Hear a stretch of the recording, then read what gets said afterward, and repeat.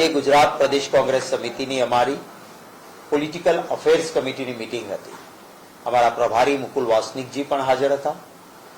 અમે અત્યારે છેલ્લી યોજાયેલી ચૂંટણી, એના પરિણામો, આગામી દિવસોમાં નગરપાલિકાઓ, 2 જિલ્લા પંચાયતો, કેટલીક તાલુકા પંચાયતોની ચૂંટણીઓ, પેટા ચૂંટણીઓ એ આવવાની છે. આ અંગેની ચર્ચાઓ કરી છે. લોક પ્રશ્નો અંગે પણ ચર્ચા કરી છે કે એક જવાબદાર રચનાત્મક વિરોધ પક્ષ તરીકે જ્યાં લોકોની સમસ્યા છે એને ઉઠાવવા માટેનું આયોજન ને મુદ્દાઓની ચર્ચા પણ કરી છે. રાજકોટમાં બનેલા અગ્નિકાંડ પછી સરકારની જે નીતિ રીતિ રહી છે, અમારા આગેવાનો, કાર્યકારી અધ્યક્ષ ભાઈ જિગ્નેશભાઈ, સેવાદળના રાષ્ટ્રીય અધ્યક્ષ લાલજીભાઈ દેસાઈ, અમારા કિસાન સેલના પ્રમુખ પાલભાઈ આંબલિયા એ ત્યાં કેમ્પ કર્યો. રાજકોટ શહેર, જિલ્લા અને સૌરાષ્ટ્રના આગેવાનોએ સાથે મળીને એક ઝુંબેશ શરૂ કરી છે. બનાવ બન્યો પછી તુરત જ હું અને અમિતભાઈ ચાવડા પણ ત્યાં પહોંચી ગયા હતા. આગામી દિવસોમાં સરકાર આ પીડિત પરિવારોને ન્યાય આપે અને માત્ર નાના નાના લોકોને પકડીને સંતોષ નહીં, જવાબદાર મોટા મગરમચ્છો સામે પણ કાર્યવાહી થાય. ભારતીય જનતા પાર્ટી ખુદ આમાં ગુનેગારના પાંજરામાં છે, એ છટકી ના શકે.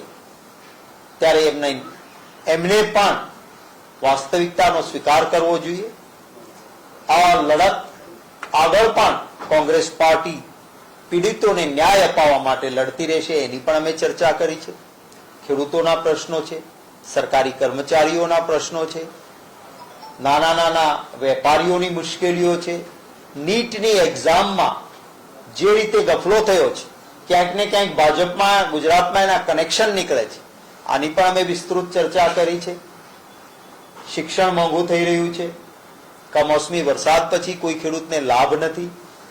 ગુજરાતની લોક સમસ્યાઓની પણ ચર્ચાઓ કરી છે અને જવાબદાર રચનાત્મક વિરોધ પક્ષ તરીકે આગામી દિવસોમાં અમારા કાર્યક્રમો પણ થશે. એક અમે ટ્રેનિંગ કેમ્પ અમારા તાલુકા કક્ષાના આગેવાનો માટેનો રાજ્ય લેવલનો કરવાના છીએ અને એ પછી ગ્રાસ રૂટ લેવલ ઉપર પણ તાલીમ એટલે કે ટ્રેનિંગ પણ થાય અને જનકલ્યાણના પ્રશ્નો માટે વધારેમાં વધારે સક્રિય થઈને કોંગ્રેસ પાર્ટી પોતાનો રોલ ભજવે એ અંગેની વિસ્તૃત ચર્ચાઓ આજની અમારી પોલિટિકલ અફેર્સ કમિટીમાં અમે કરી છે. આ ભારતીય જનતા પાર્ટી લોકશાહીને કલંકિત કરે છે. લોકશાહી માટે ચૂંટાયા પછી કોઈ ધારાસભ્ય કે સંસદ સભ્ય એ કોઈ એક વિસ્તારનો નથી હોતો કે જ્યાંથી એને મત મળ્યા, એ વિસ્તારનો નહીં, એ આખા મત વિસ્તારનું પ્રતિનિધિત્વ કરે છે. અને એટલા જ માટે એનાથી આવો ભેદભાવ ન થઈ શકે. આ પ્રકારનું નિવેદન એ લોકશાહીનું અપમાન છે. ગુજરાતના આજ સુધીના ઇતિહાસમાં આ પ્રકારનો રવૈયો કોઈ પણ ચૂંટાયેલા પ્રતિનિધિ કે પક્ષે ક્યારેય રાખ્યો નથી, રાખી ન શકાય. લોકશાહીના મુખ્ય હાર્દની સાથે આ કોઈ રીતે બંધ બેસતું નથી. સદંતર રીતે બોખલાહટમાં 5-5 લાખથી જીતશું, કોંગ્રેસ વાળાની ડિપોઝિટો જપ્ત થઈ જશે, 26માંથી 26, દેશમાં 400 કે પાર, આ બધા એમના જુમલાઓ ઊંધા પડ્યા છે. મજબૂત વિરોધ પક્ષ બન્યો છે. એનાથી આ બોખલાહટમાં ગમે તેવા નિવેદનો ના કરે ભારતીય જનતા પોલિસી. ગુજરાતની તમે ભૂતકાળને શું કામ જોવો છો? ત્યારે તો અવિકસિત હતો ઇન્ડસ્ટ્રીયલ રીતે, ત્યારે કોઈ સુપ્રીમ કોર્ટનો હુકમ નહોતો. હવે સુપ્રીમ કોર્ટનો હુકમ છે કે જાહેર હરાજી સિવાય ન અપાય, તો શું કામ આપો છો? કરો ને ખુલાસો.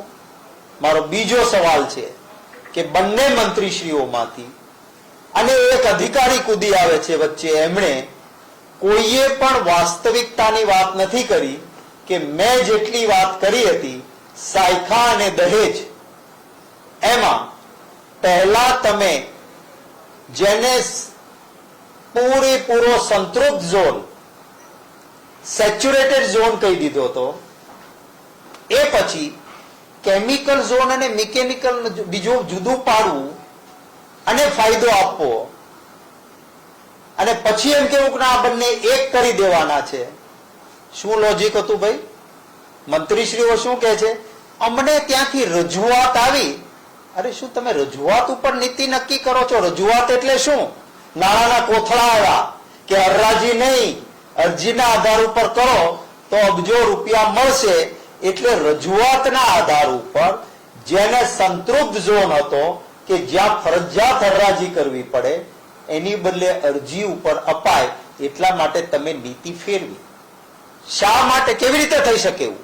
આખું યુનિટ છે, એ યુનિટ પૈકી તમે અલગ ઝોન બનાવો છો કેમિકલનો. કેમિકલ માટે બનેલો ઝોન સંતૃપ્ત છે, 90% કરતા વધારે ત્યાં ડેવલપમેન્ટ થઈ ગયું છે, ત્યાં હરાજી જ કરવી પડે. આ અંગે સાવ મૌન રહે છે. તો તમારું બોર્ડ છે, એ બોર્ડને 5 મહિના પછી બુદ્ધિ આવી? 5 મહિના પહેલા કે છે કે ના કેમિકલ ઝોન છે, આ અલગ છે, ભેગું ના ગણાય, આ સંતૃપ્ત ઝોન ગણાય, જાહેર હરાજી જ કરવી પડે. અને 5 મહિના પછી વહીવટ થઈ જાય, અરજી આવે એટલે ના ના ના ના સંતૃપ્ત નથી, હવે આપણે એને ભેગું કરી દો એટલે સંતૃપ્ત નથી, અને હવે જાહેર હરાજી નહીં કરવાની, અરજીના આધાર પર આપવાનું. આનો જવાબ છે એમની પાસે? ક્યાંય જવાબ નથી. આજે હું ફરી કહું છું કે જો ચોખ્ખા હાથ હોય તો હાઈકોર્ટ કે સુપ્રીમ કોર્ટના સિટિંગ જજ સાહેબ મારફત આ પ્રકરણની ઇન્કવાયરી કરાવો.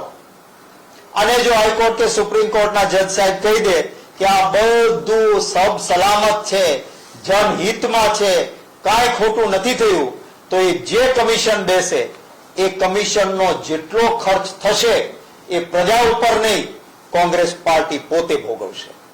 અને જો એ કમિશન એમ કહે કે આ ચોર છે, તો ભારતીય જનતા પાર્ટીની સરકાર જવાબદારી સ્વીકારે અને રાજીનામું આપે. ચેલેન્જ સ્વીકારે મારી જો સાચા હોય તો. હકીકતમાં ભય મુક્ત ભ્રષ્ટાચાર કરે છે અને પછી લીફાફોફી કરે છે. એનો આ ઉત્તમ દાખલો છે. અને મેં આપને આ કહ્યું કે આ એ જ જીઆઈડીસી છે જેને વગર હરાજી આપેલા પ્લોટ તાજેતરમાં જ પીઆઈએલમાં નામદાર ગુજરાત હાઈકોર્ટે પણ રદ કર્યા છે. અને ત્યારે સરકારનો આ ભ્રષ્ટાચાર છે છુપાવવામાં પણ સફળ નથી થઈ શકતા. એ હકીકત મારે એમણે જે લીફાફોફી કરી એના કારણે આ સ્પષ્ટતા કરવાની જરૂર પડી છે. આપના કોઈ સવાલ હોય તો એનું સ્વાગત છે.